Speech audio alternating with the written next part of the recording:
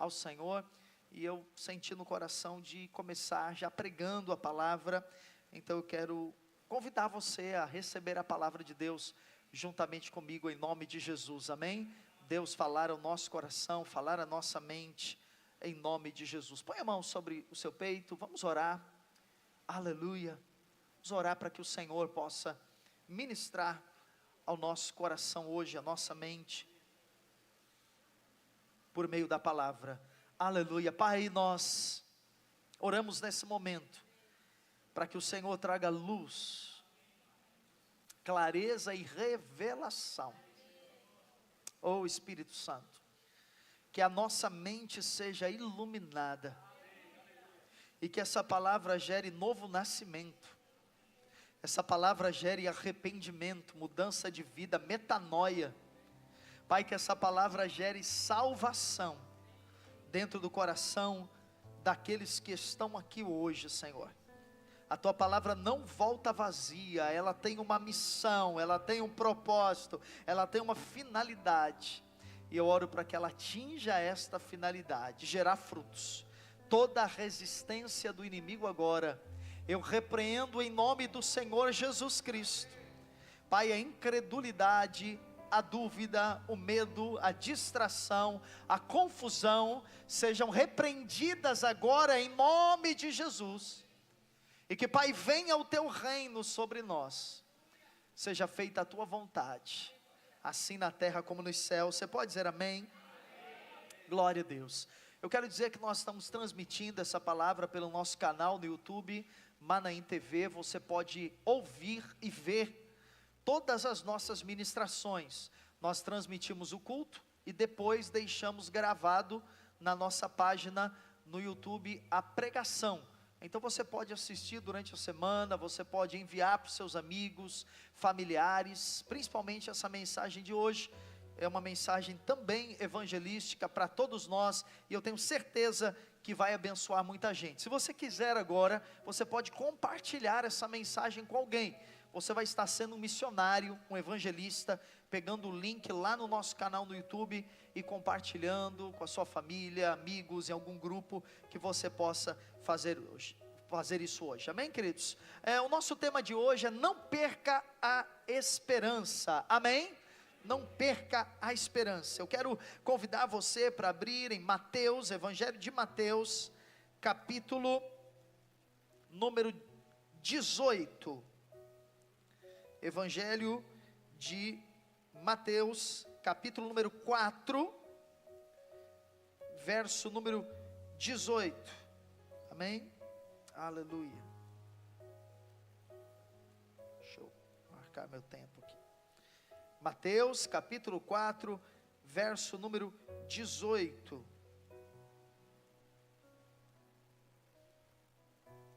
Aleluia. Glória a Deus. Diz assim, nós vamos ler até o verso número 22. Caminhando junto ao mar da Galileia, viu dois irmãos. Quem estava caminhando é Jesus. Simão, chamado Pedro, e André, que lançavam as redes ao mar, porque eram pescadores. E disse-lhes: vinde após mim, e eu vos farei pescadores de homens. Então eles deixaram imediatamente as redes e o seguiram. Passando adiante, viu outros dois irmãos, Tiago, filho de Zebedeu, e João, seu irmão, que estavam no barco em companhia de seu pai, consertando as redes, e chamou-os. Então eles, no mesmo instante, deixando o barco e seu pai, o seguiram. Amém? Vamos contextualizar o que Jesus estava fazendo. Esse é o começo do ministério de Jesus. Capítulo 1 de Mateus, você vai ver a genealogia de Jesus. O capítulo 2, você vai ver o nascimento de Jesus. Todo o cenário do nascimento de Jesus, a visita dos magos, o anúncio dos anjos aos pastores em Belém. O capítulo 3, você vai encontrar aquele momento em que Jesus, ele precisa ser levado pelos seus pais para o Egito, por causa da perseguição às crianças de menores idades, os recém-nascidos. Capítulo 4, nós vemos a tentação de Jesus no deserto, começa assim, pelo diabo, e depois então, Jesus que depois de sair do deserto e passar 40 dias sem comer, em jejum e oração, sem beber, sendo tentado pelo diabo e vencendo aquelas tentações, então Jesus dá início publicamente ao seu ministério, e ele vai para a região da Galileia, lá em Israel, lá na Palestina, e ele vai mais especificamente no Mar da Galileia, e ali Jesus começa a chamar os seus primeiros seguidores, que nós chamamos de discípulos. Inicialmente Jesus chama 4 discípulos: Pedro, André, Tiago e João. 2 irmãos, Pedro e André, e 2 irmãos, Tiago e João. E os 4 praticavam a mesma atividade profissional. Os 4 eram o que, gente? Pescadores. Os teólogos dizem que provavelmente Pedro e André já eram discípulos de um homem que você já deve ter ouvido falar dele, João Batista.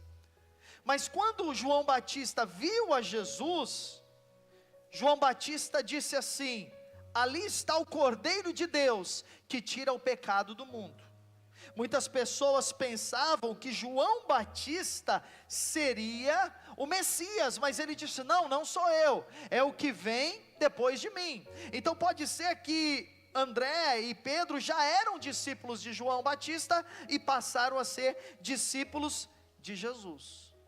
Já já você vai entender o que isso tem a ver com esperança. Já já nós vamos entender o que esse texto nos ensina a respeito disso, a ter esperança, ou melhor, a não perder a esperança. Você deve saber que existe no mundo muitas pessoas desesperançadas. Existem muitas pessoas que perderam a alegria de viver, e pessoas que hoje elas são incapazes de olhar para o seu futuro com esperança, olhar para o seu futuro com paz, olhar para o seu futuro com alegria, olhar para o seu futuro com abundância, porque são tantos problemas que essas pessoas estão vivendo, que elas não conseguem ter uma perspectiva de futuro. São pessoas que elas permitiram, que a névoa das aflições entenebrecesse a sua visão, então elas não conseguem enxergar nada. Mas irmãos, a história bíblica e a história cristã sempre apresentou o povo de Deus como um povo de esperança. Amém? A história bíblica e a história do cristianismo é de um povo que tem esperança, é de um povo que acredita que o melhor está por vir, é de um povo que crê em Deus e crê no seu poder. Só para você ver algumas referências bíblicas que comprovam isso. Jó, capítulo 11, versículo 18, Jó, capítulo 11, verso número 18, vamos ler, coloque para mim por favor. Sentir-te-á seguros, porque haverá o que, irmãos? Esperança. Olharás em derredor e dormirás tranquilo. Isso é para o povo de Deus. Você recebe essa palavra? A Bíblia diz que nós vamos dormir tranquilos. Você tem dormido tranquilamente? Porque tem pessoas que não dormem tranquilamente. Tem pessoas que acordam a noite toda. Tem pessoas que 3 horas da manhã elas já acordam e elas perdem o sono. Tem pessoas que dormem à base de calmantes, de remédios, algumas de álcool, algumas de drogas. Mas a Bíblia está dizendo que o povo de Deus será um povo que vai dormir tranquilo. E sabe quem dorme tranquilo? É quem sabe que está seguro. E quem está seguro? Quem tem esperança em Deus. Amém? Mais um versículo, Provérbios 23, 18. Porque deveras haverá bom futuro, não será frustrada a tua esperança. A esperança, ela está ligada ao futuro. Quando nós falamos de esperança, nós não falamos de hoje, nós não falamos de passado. Esperança aponta sempre para o futuro, e a Bíblia diz que aquilo que nós esperamos em Deus não será frustrado. Diga para quem está ao seu lado: haverá um bom futuro para você. Aleluia. Você crê nisso? Eu estou crendo nisso. Eu estou crendo que haverá um bom futuro para nós. Há pessoas aflitas e ansiosas porque elas temem pelo futuro, futuro da economia, futuro do país, futuro do trabalho, futuro dos filhos, mas nós confiamos em Deus e nós podemos ter esperança de um bom futuro. O que significa a palavra esperança? Esperança no hebraico é tikvá, e a origem desta palavra é corda. Esperança no hebraico significa corda. E o que tem a ver esperança com corda? Eu fui pesquisar, e eu descobri que quando usaram a palavra esperança no hebraico, usaram a palavra esperança no sentido de uma âncora. Depois nós vamos ler um texto que diz que a esperança é como uma âncora, como para dar segurança à embarcação. Você deve saber que qualquer embarcação, para que ela atraque, e atraque com segurança, ela precisa ter uma âncora, ok? Algumas embarcações, quando elas vão embarcar junto a um estaleiro, elas vão embarcar junto a um pier, elas vão embarcar aqui no Porto de Santos, elas não jogam só a âncora, elas jogam também uma corda. Então o que é segurança? O que é esperança? É segurança, é uma corda que mantém você seguro. Seguro por quê? Porque você confia em Deus, você tem expectativa em Deus. A esperança, ela é diferente da fé, porque a fé é uma crença agora. A fé diz eu tenho agora, a fé diz eu confio que hoje eu tenho, mas a esperança é uma garantia de que você receberá no futuro. A esperança é tão importante porque ela alimenta em nós uma expectativa de que as coisas vão melhorar. Uma pessoa sem esperança é uma pessoa triste. Uma pessoa sem esperança é uma pessoa pessimista. Uma pessoa sem esperança é uma pessoa amarga, porque ela não consegue acreditar que o melhor de Deus ainda vai vir para ela. Então ela não consegue olhar com esperança para o seu trabalho, ela não consegue olhar com esperança para a sua família, ela não consegue olhar com esperança para o seu ministério, ela tem uma visão que está embaraçada, ela tem uma visão que está confusa por causa das circunstâncias. Então perder a esperança, irmãos, é perder a capacidade de esperar o bem, é perder a capacidade de esperar o bom de Deus. Perder a esperança é ser tomado pela incredulidade. Então uma pessoa sem esperança, ela é uma pessoa cínica. E o que é uma pessoa cínica? É uma pessoa incrédula. É uma pessoa que não acredita mais em nada, ela não acredita mais em ninguém. Uma pessoa sem esperança é uma pessoa que vive sem uma visão e sem um propósito. Você está entendendo isso? Amém? Por isso é tão importante crer.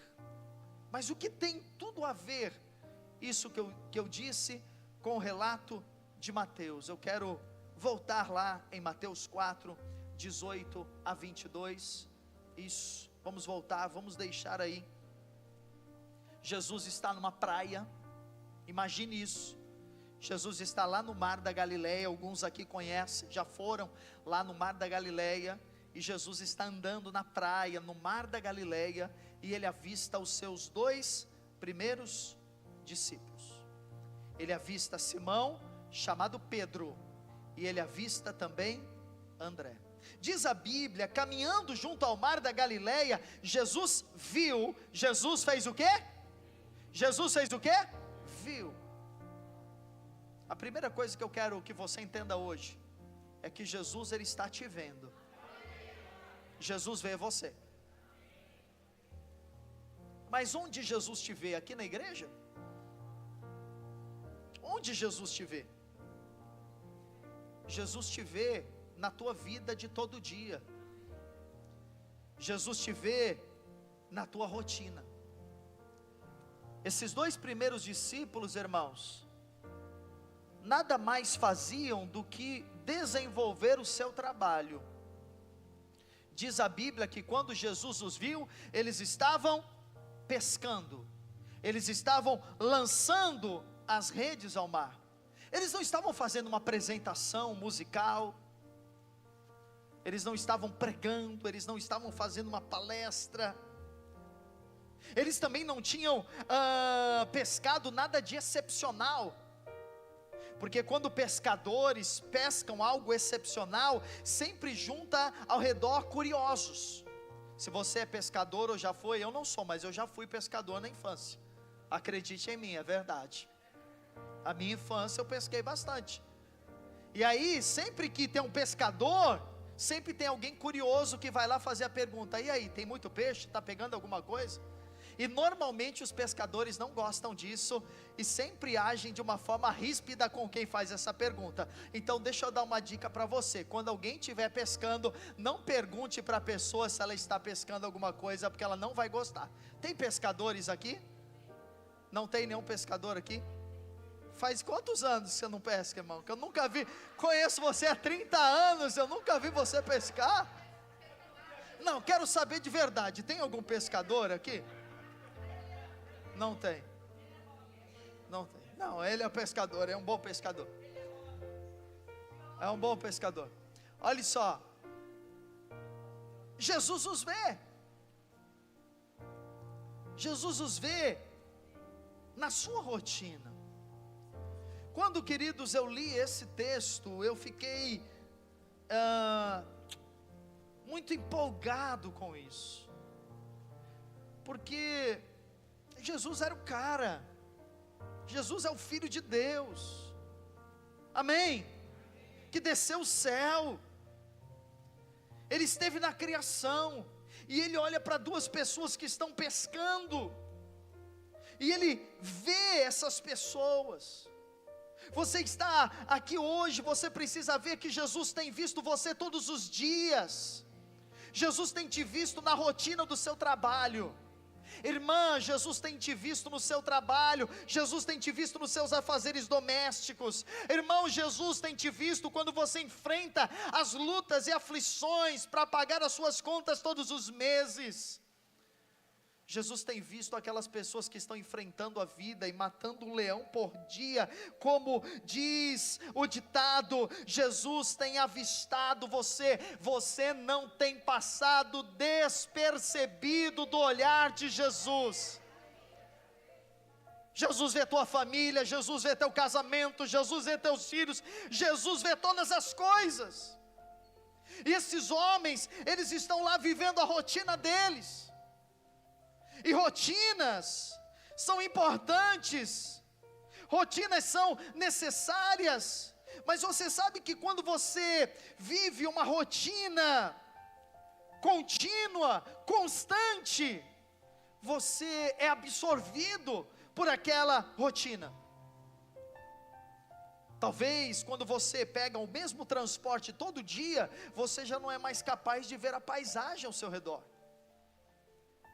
Você pega um caminho todo dia e você não consegue mais perceber as pessoas que estão ali perto de você, porque a rotina, ela vai nos cegando dos outros e ela vai nos cegando de nós mesmos. E nós vamos entrando numa rotina e o tempo vai passando e as coisas vão acontecendo e nós não vamos percebendo. Daqui a pouco você olha, você pensa, você acorda e você fala: caramba, os meus filhos já não são crianças, já são adultos, porque os anos passaram e você foi absorvido por uma rotina. Daqui a pouco você olha no espelho, apesar de tantos tratamentos estéticos, botox e etc e tal, você olha no espelho e você vai perceber que você envelheceu. Diga misericórdia. Acontece. Por quê?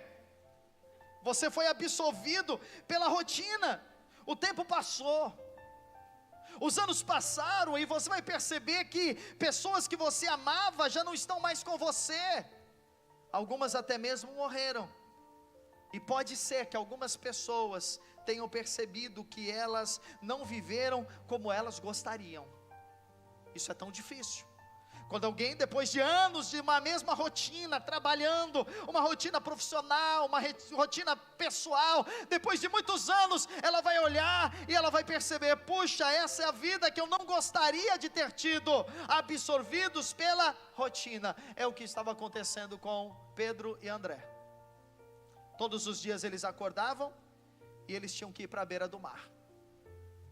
E quem conhece um pouco de pesca, e esse tipo de pesca, que é uma pesca profissional, não é uma pesca esportiva, é um trabalho pesado. É um trabalho que começa muito cedo, é um trabalho que começa 4 horas da manhã, e todos os dias eles iam para a beira do mar, e eles preparavam a embarcação, e eles avançavam alguns quilômetros na costa, e eles lançavam as redes, e eles pegavam peixes, nem sempre, e eles traziam esses peixes até a praia, e eles iam comercializar esses peixes, vender ou não vender, depende do comércio local. Eles enfrentavam sol, eles enfrentavam chuva, eles enfrentavam vento, eles enfrentaram muitas dificuldades. Eles estão lá, e nesse dia eles acordam, e para eles é mais um dia, até que Jesus diz assim: hoje eu vou mudar a vida deles, porque Jesus faz isso. Tem um dia que Jesus olha para você e ele diz assim: chegou o dia de eu dar uma virada na sua vida. E você não pode deixar de crer nisso, você não pode deixar de acreditar nisso, por mais absorvido que você esteja por uma vida de rotina. Escute, acredite, chegará um dia, se já não chegou, que Jesus vai se apresentar a você, e Ele vai dizer: eu hoje vou te chamar, eu hoje vou mudar a sua vida. Um dia Jesus vai entrar na sua rotina, porque Ele te vê no meio dela.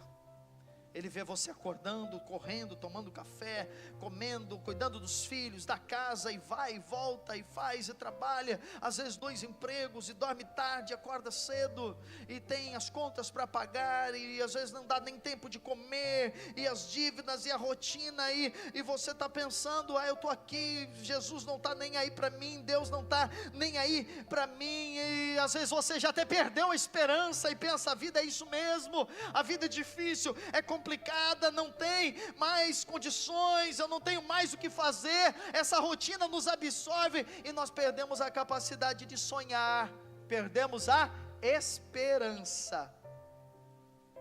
E a esperança, irmãos, é o combustível da nossa vida. Alguém disse que sonhar é a linguagem do Espírito. Se você não tem sonhos, o Espírito não se move para criar novas realidades na sua vida.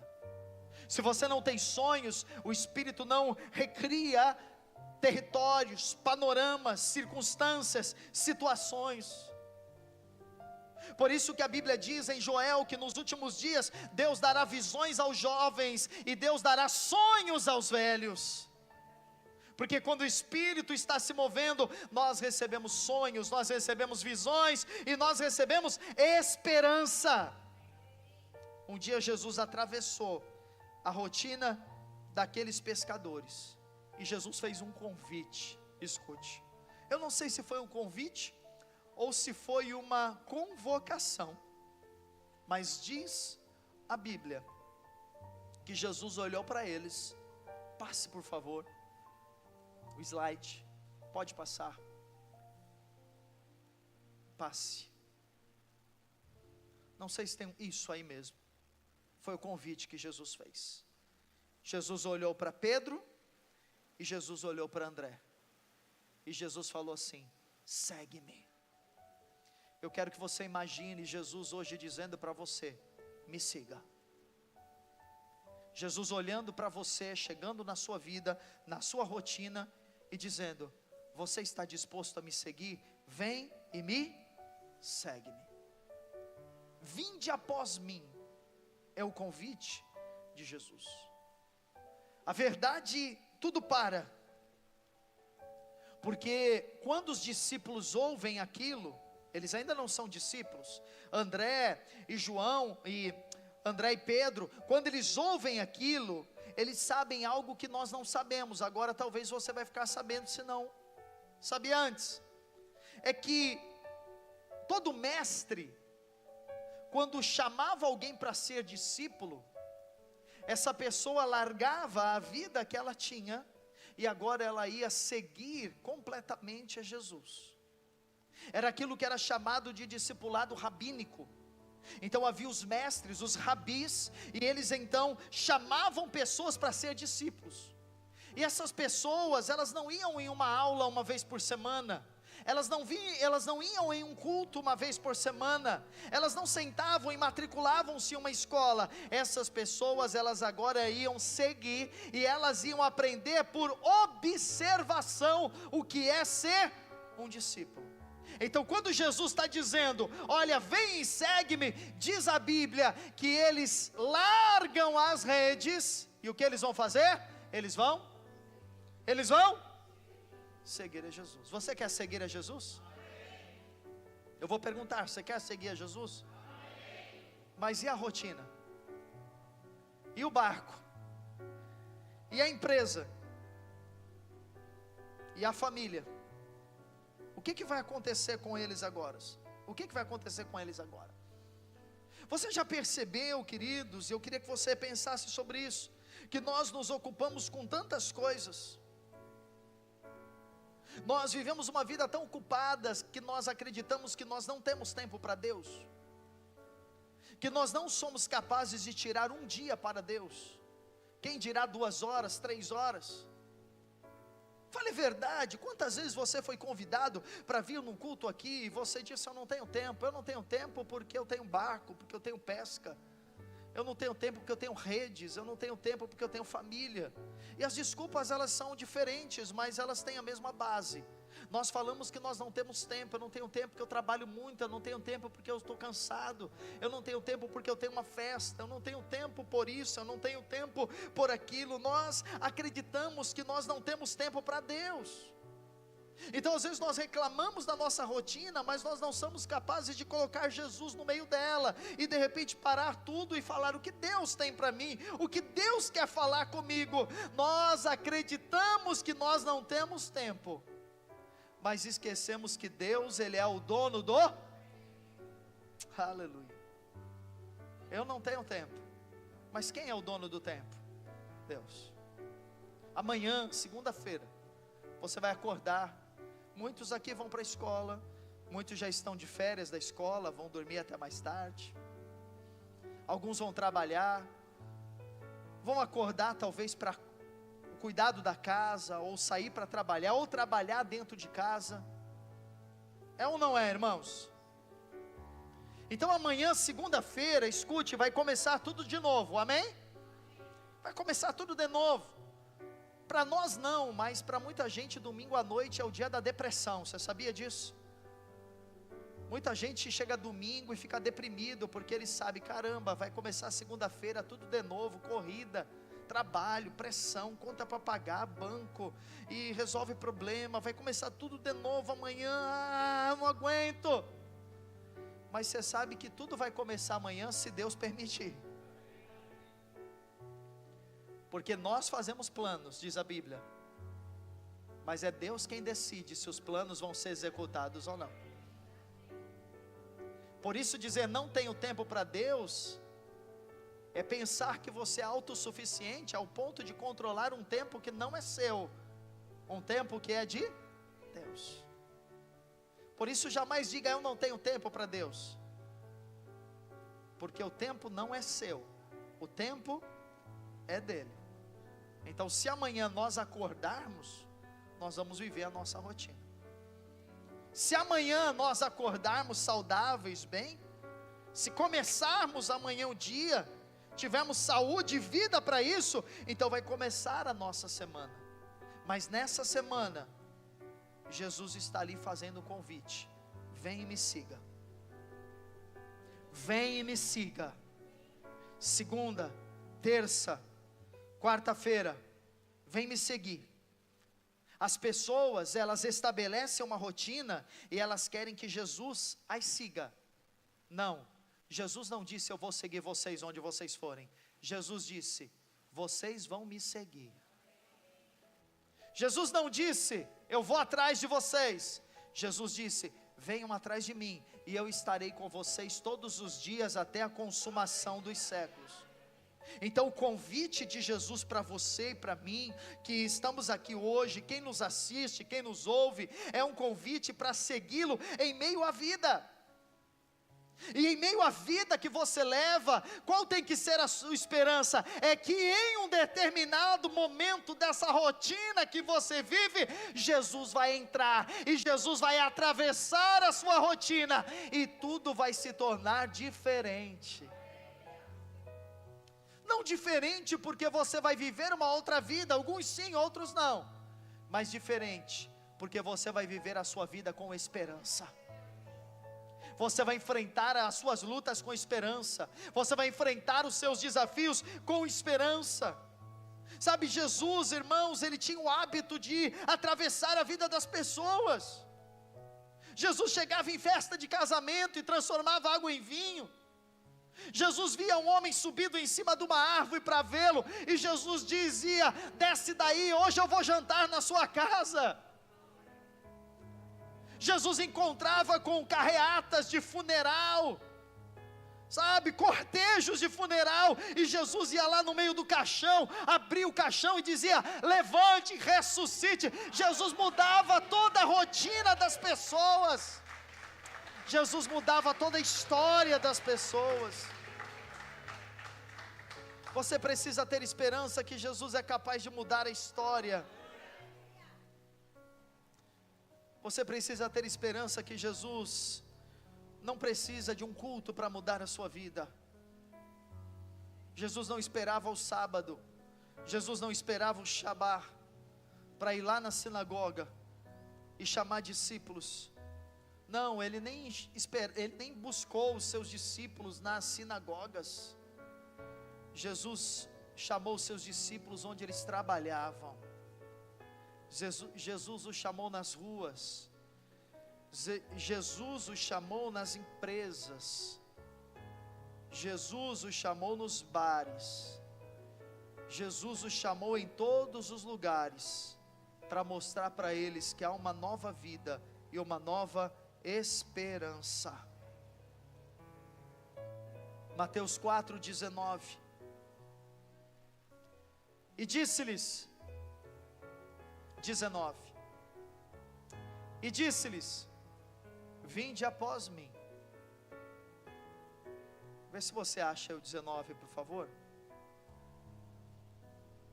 Vinde após mim, e eu vos farei pescadores de homens. Vinde após mim, e eu vos farei pescadores de homens. Diz a Bíblia que então, diga então, eles deixaram imediatamente as redes e o seguiram. Jesus o chamou para quê? Para segui-lo? Só isso? Não. Jesus o chamou e disse: eu quero que vocês me sigam, mas eu vou mudar o significado da vida de vocês. Escute isso. Até aqui vocês pescam peixes, mas a partir de agora, vocês vão ser pescadores de homens. Jesus estava chamando-os para ser discípulos, sim, para segui-lo. Mas esse convite, irmãos, tem um sentido. Por que Jesus entrou na rotina daqueles pescadores? Porque Jesus queria levá-los a experimentar uma nova vida, novas experiências.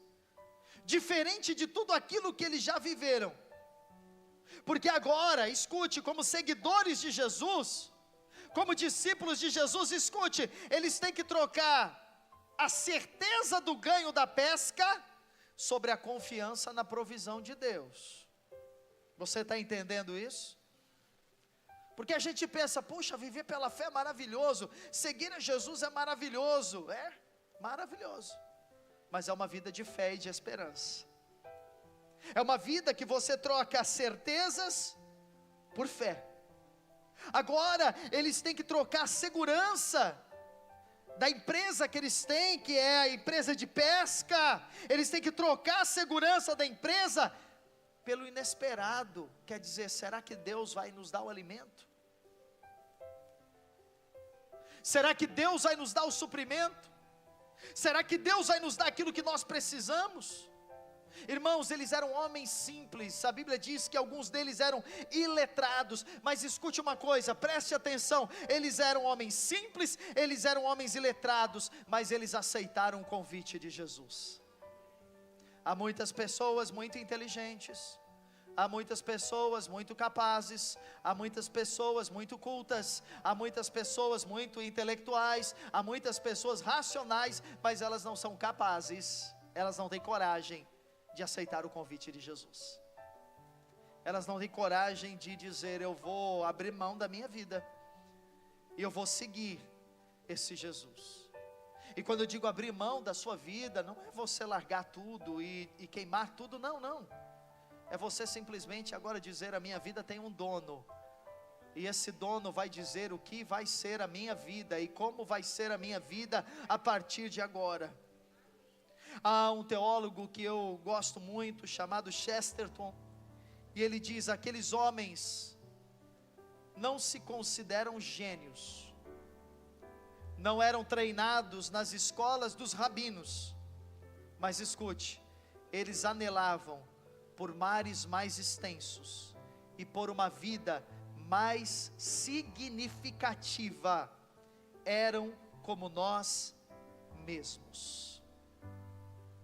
Sabe o que esses homens decidiram? Nós vamos dar um significado para a nossa vida. Até aqui a nossa vida foi essa, pescadores, vivendo uma rotina. Mas o Mestre está nos convidando para um novo estilo de vida. O Mestre está nos convidando para um novo significado de vida. Nós podemos aceitar ou negar. Eles aceitaram. A minha pergunta, você aceita ou nega? Você aceita o convite do Mestre? Porque ele deixa de ser um convite para João e para Pedro e para André, e ele passa a ser um convite para mim e para você. O que Jesus está dizendo é que você não vai ser mais um pescador, você vai ser um pescador de homens. Entende isso? Você vai deixar de ser uma pessoa comum, porque pescadores são pessoas comuns. E você agora vai carregar um propósito, você vai carregar um sonho, você vai carregar uma esperança, você vai carregar uma missão. Sabe qual é a sua missão? Ser pescador de homens. Mas o que é isso, pastor?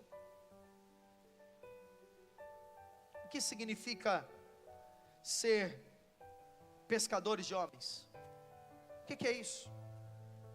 Jesus estava dizendo, agora vocês não vão lidar mais só com coisas, agora vocês vão lidar com gente. Agora vocês não vão lidar apenas com peixes, vocês vão lidar com pessoas.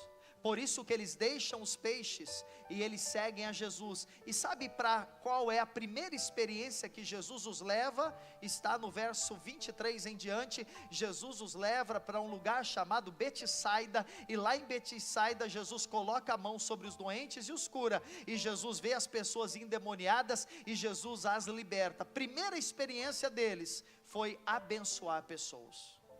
Irmão, você vai encontrar o sentido da sua vida, você vai encontrar o significado da sua vida, quando você entender que Jesus está te chamando para abençoar pessoas, para tocar em gente, para mudar o destino de pessoas.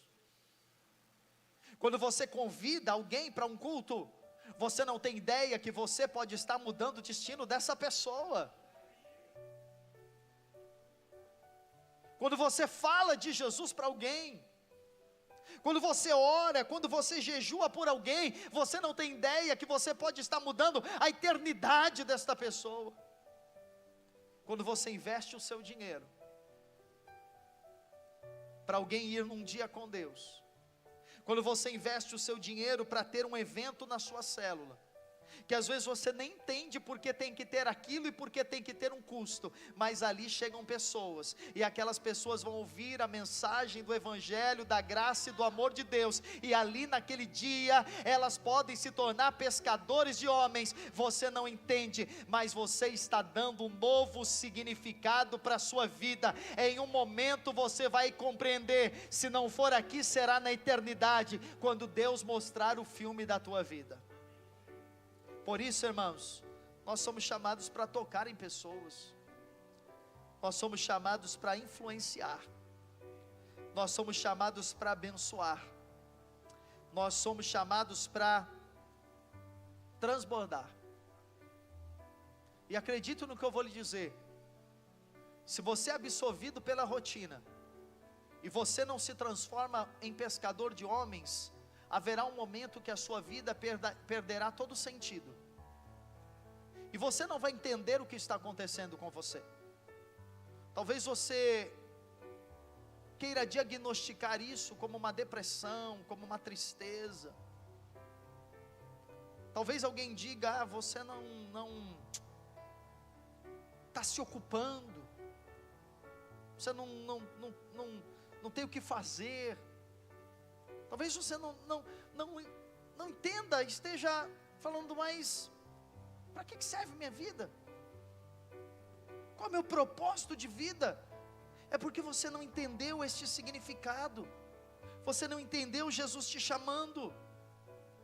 Por isso, irmãos, nós somos uma sociedade de pessoas deprimidas, de pessoas vazias, de pessoas superficiais e de pessoas sem esperança, e pessoas ansiosas. Sabe por quê? Porque elas vivem apenas para si mesmas, elas são egocêntricas, elas não são capazes de se doar a outros,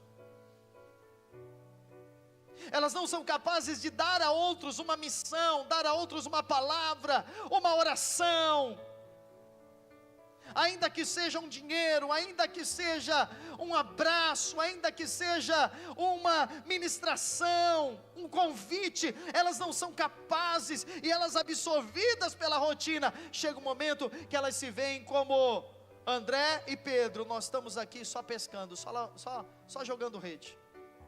A vida é só isso, é entrar no mar, pescar, é entrar no mar, pescar. A vida é isso, é pescar, vender, comprar, comer, é isso. Não, queridos, Jesus quer te dar um novo significado e uma nova esperança, porque foi isso que Ele deu para aqueles homens.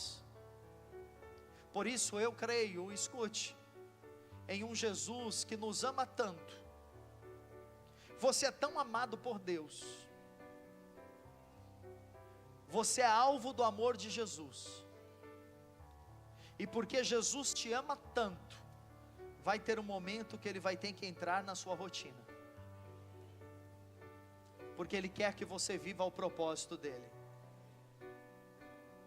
Escute, quando Jesus quer entrar na nossa rotina, Ele nos convida: ouça, vem me seguir, vem, segue-me, eu vou fazer de você algo diferente, eu vou mudar você, eu vou transformar você. Você não vai ser a mesma pessoa, você vai ser uma pessoa que vai abençoar, que vai transbordar para outros, você vai ser uma pessoa que vai tocar em outros. É isso que Jesus começa fazendo. Mas, irmãos, muitas vezes nós vamos dizer: não, eu não.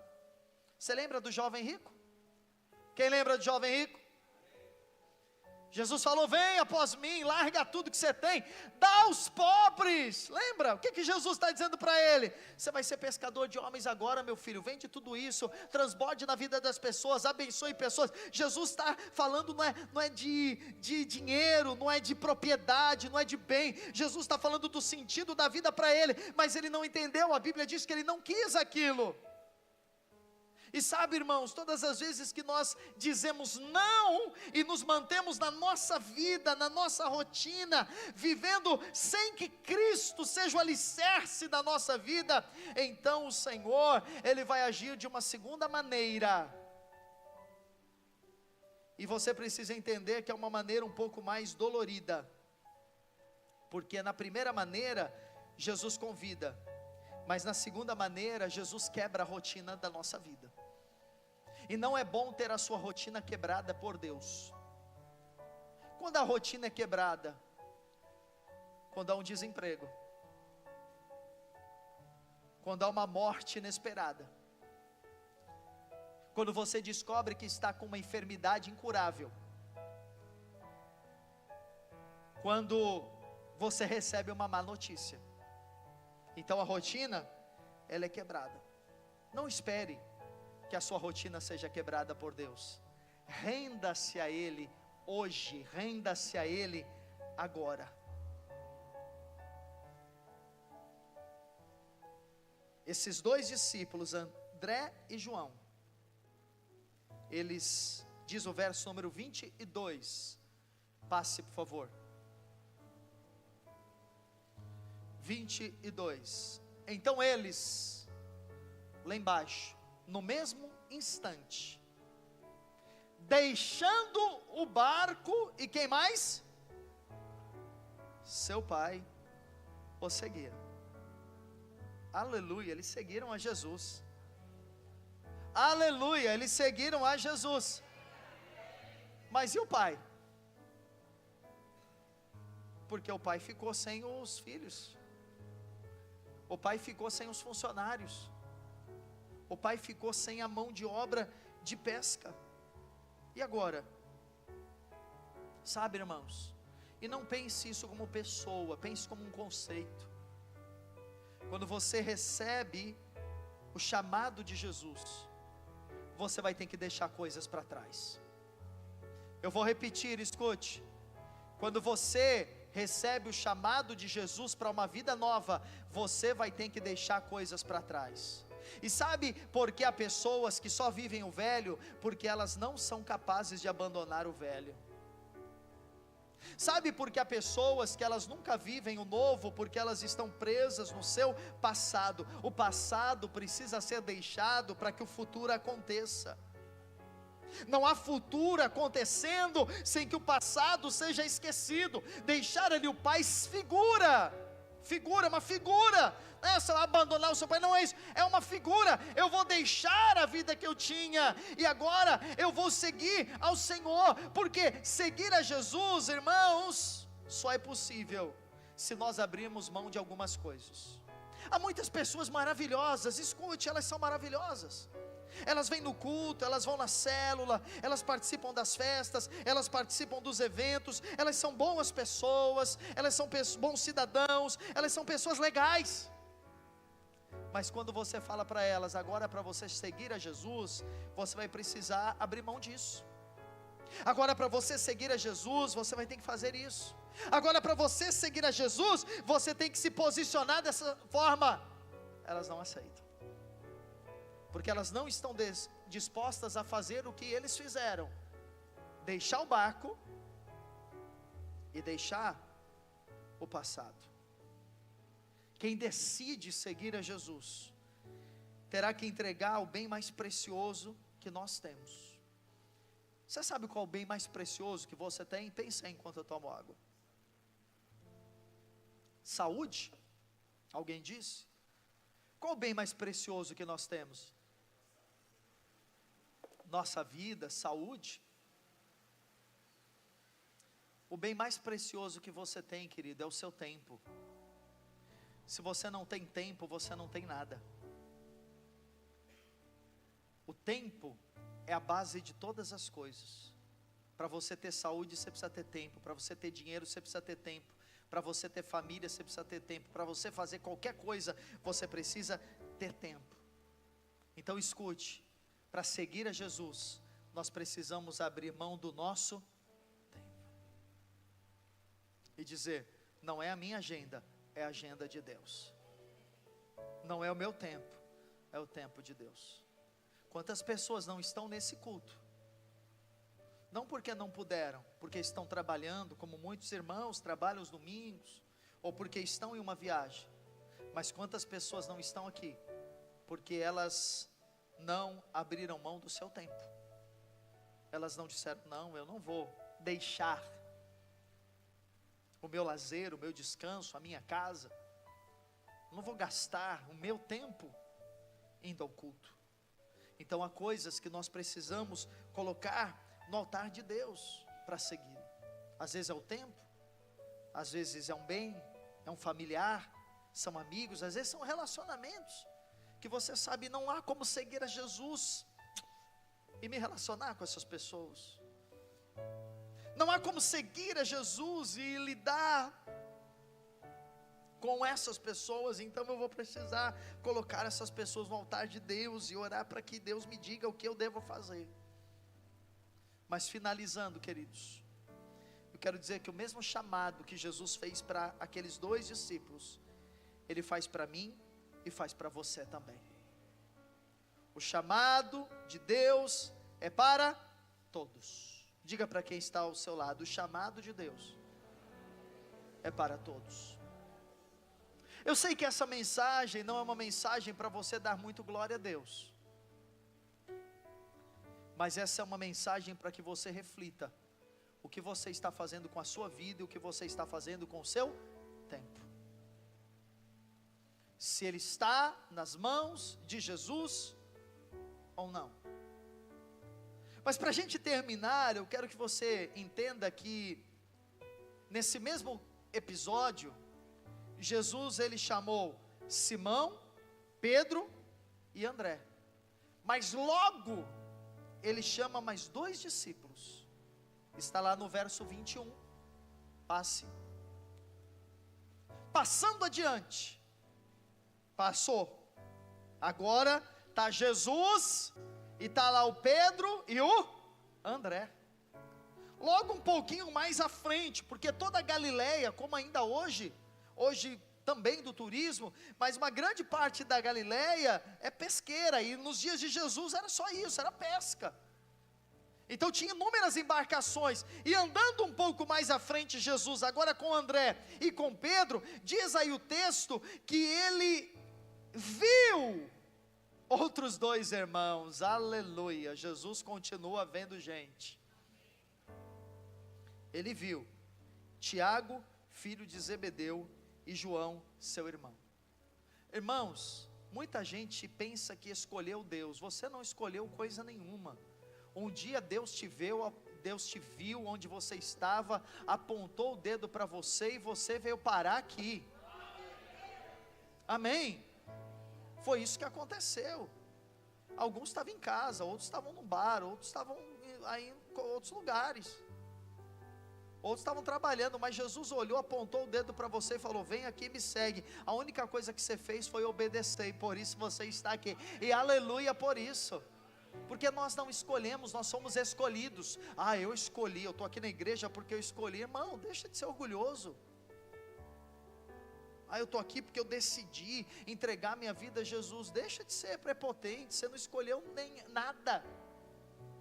Ele te chamou, Ele te escolheu, Ele te viu. Aleluia. E o Tiago e o João estavam lá no barco também, com o pai, consertando as redes. E sabe o que Jesus fez? Chamou-os também.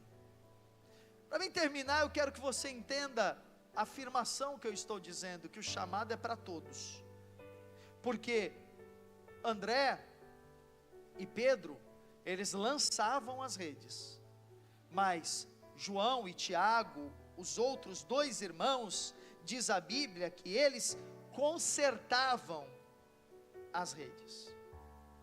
Então são pessoas que executam a mesma profissão, mas elas estão envolvidas com tarefas diferentes.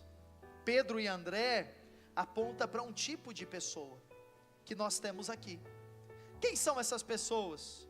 E que nós temos lá fora também, e que nós como pescadores de homens, nós vamos alcançá-las. Quem são essas pessoas? São as pessoas que estão envolvidas com a produtividade, com o trabalho, lançando as redes, com as contas, com a carreira, com os estudos. Eles estão muito ocupados, e normalmente quando nós os convidamos para um encontro, quando nós os convidamos para um evento, para uma reunião de célula, ou para um culto, eles sempre dizem: um dia eu vou, hoje eu não tenho tempo. Mas Jesus atravessa a vida dessas pessoas, como atravessou dos dois, e diz: olha, vocês vão ter que resolver o tempo de vocês, porque eu tenho um plano para vocês. Quer dizer, Jesus não chama só a gente desocupada, Jesus chama a gente que trabalha, Jesus chama gente atarefada, Jesus chama a gente ocupada, Jesus chama a gente importante, gente cheia de energia, gente jovem. Jesus chama essa gente também, porque tem gente que tem uma ideia de que igreja é para quem não tem nada o que fazer. Não, filho, igreja é para gente ocupada, é gente produtiva, é gente que tem muita coisa para fazer, mas é gente que está dizendo: Jesus é o dono do meu tempo, é primeiro Ele, e as demais coisas serão então acrescentadas. Mas agora o Tiago e o João apontam para um outro tipo de gente. Quem é esse tipo de gente? É gente que está consertando. Tiago e João consertavam a rede. Por que conserta a rede? Porque na atividade de pesca, às vezes a rede rompe, às vezes a rede embaraça, às vezes a rede fica presa, como pescadores dizem, às vezes enrosca, e aí arrebenta, e quebra. Então todo bom pescador, antes do outro dia de pesca, ele faz um conserto, ele faz uma manutenção, uma revisão do seu material e das redes. Então esses dois discípulos apontam para nós uma outra fase da vida, fase em que as pessoas estão tendo que consertar aquilo que foi quebrado. E pode ser que você chegou hoje aqui e a sua vida está sendo nesses dias consertada. Tem remendo na sua vida, tem coisas que não estão dando certo, seu casamento não está dando certo, seu relacionamento familiar não está dando certo, sua vida financeira não está dando certo, aquilo que você sonhou para hoje, há 10, 20 anos atrás, você viu que não aconteceu, você viu que não realizou. Então você está no momento da vida como Tiago e João, você precisa consertar as coisas, você precisa reconfigurar a sua vida, consertar o que não deu certo. E sabe, queridos, são nesses momentos que nós precisamos, e com isso eu termino, da palavra que nós começamos. Nós precisamos de esperança. É quando a vida tem que ser consertada, que você tem que dizer: eu acredito que vai dar certo, eu acredito que vai melhorar. Quebrou aqui, arrebentou, a rede está desconfigurada, mas eu tenho esperança. Então Jesus está vendo você tentando consertar as redes, mas Ele está dizendo para você: larga tudo isso e vem me segue, porque se você me seguir, eu vou resolver tudo isso para você. Larga tudo isso, para de tentar consertar as redes, deixa eu consertar, deixa eu fazer por você, deixa eu agir em seu favor. Em Hebreus 6, verso número 18, diz: a fim de lançar mão da esperança proposta, a qual temos por âncora da alma, segura e firme. Eu queria que você lesse esse texto comigo. Vamos no 3, 1, 2, 3. A fim de lançar mão.